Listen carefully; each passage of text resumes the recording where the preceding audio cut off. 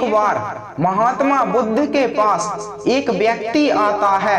वह उनसे कहता है, मैं आपका शिष्य बनना चाहता हूँ। तब महात्मा बुद्ध कहते हैं, अगर मेरा शिष्य बनना है तो तुम्हें शमशान में पूरा एक दिन बिताना होगा और अगले दिन आकर मुझे बताना होगा कि तुमने क्या देखा और क्या सीखा।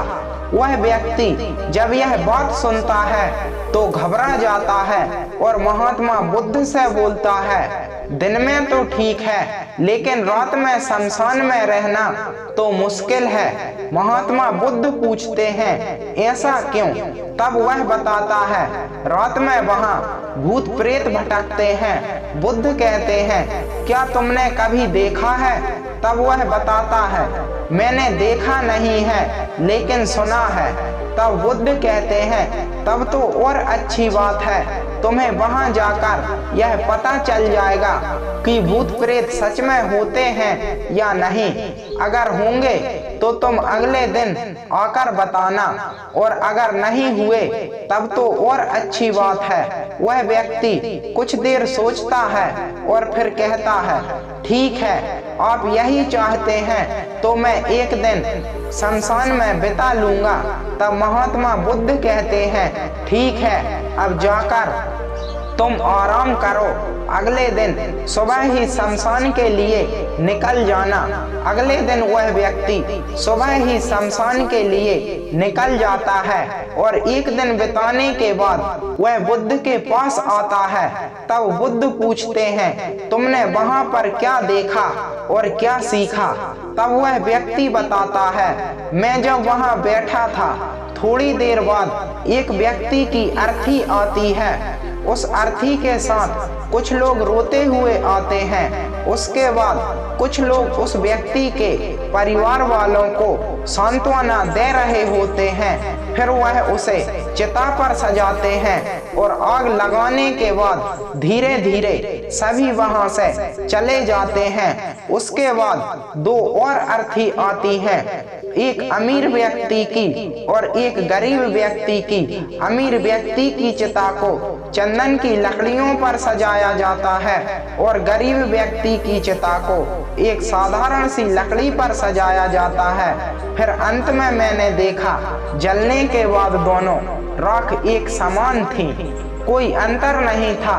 यह पहचानना मुश्किल था कि कौन अमीर है और कौन गरीब। उसके बाद एक स्त्री की अर्थी आती है और उसके पति को कुछ ज्ञानी लोग सांत्वना दे रहे होते हैं। वह कहते हैं, एक दिन सबको यहाँ आना है। बुद्ध कहते हैं, क्या तुम्हें भूत प्रेत भी मिले? तब वह बताता है, नहीं, मुझे वहाँ कोई भूत प्रेत नहीं दिखा। पूरी रात में अपने आप से डरता रहा, पत्तों से डरता रहा, जानवरों की आवाजों से डरता रहा, लेकिन पूरी रात मुझे कोई भी भूत प्रेत नजर नहीं आया। तब महात्मा बुद्ध उससे कहते हैं, अभी तुम्हें एक दिन और शमशान में गुजारना होगा। वह व्यक्ति घबरा जाता है और कहता है, एक दिन और मैं नहीं रह सकता। तब महात्मा बुद्ध कहते हैं, अभी तुम्हें जो खास चीज पानी थी वह तुम्हें नहीं मिली, एक और दिन वहां रहो तब मिल जाएगी। वह व्यक्ति मान जाता है। अगले दिन वह सुबह शमशान के लिए फिर से निकल जाता है और पूरा एक दिन बिताने के बाद वह बुद्ध के पास आता है। अब बुद्ध उससे पूछते हैं, आज तुमने क्या देखा और क्या सीखा?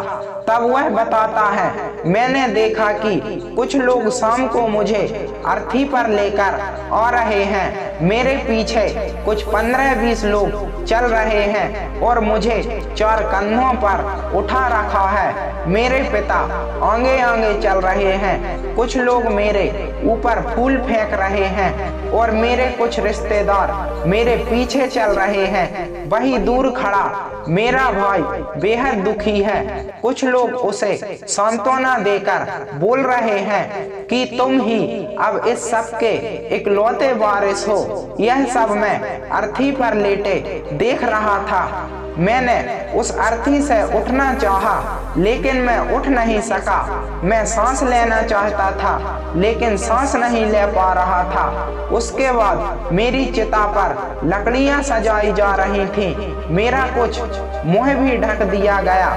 मुझे अब उस चादर के पार कुछ नहीं दिखाई दे रहा था। फिर उसके बाद मुझे गर्मी महसूस होने लगी। फिर मैंने देखा कि मुझे जलाया जा रहा है। मेरे हाथ पैर जलने लगे, मेरी हड्डियां खाल सब जलने लगी। धीरे धीरे अग्नि और ज्यादा बढ़ती गई। वहां से मैं उठना चाहता था, मैं ऐसा कुछ नहीं कर पा रहा था। मैं उस अग्नि में पूरी तरह खो गया।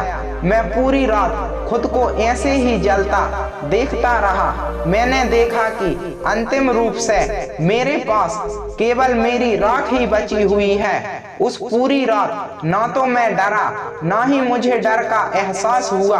पता नहीं कब कहां मैं पूरी रात खोया था, और सुबह होते ही मैं आपके पास आ गया। बुद्ध मुस्कुराए और बोले कि अब तुम मेरे शिष्य बन सकते हो, क्योंकि ध्यान और ज्ञान होने के लिए ध्यान का बीज अंदर होना बहुत जरूरी है। वो बीज तुम्हें वहां कल रात मिल गया है, जब तुमने जाना कि वहां सब कुछ नश्वर है। दोस्तों, ये कहानी हमें सिखाती है हम तब तक जीवन को नहीं समझ सकते तब तक कि हम मृत्यु को नहीं जानते। जो व्यक्ति बीमार है वही स्वास्थ्य के महत्व को समझ सकता है। जो व्यक्ति प्यासा है वही पानी की कीमत को समझ सकता है।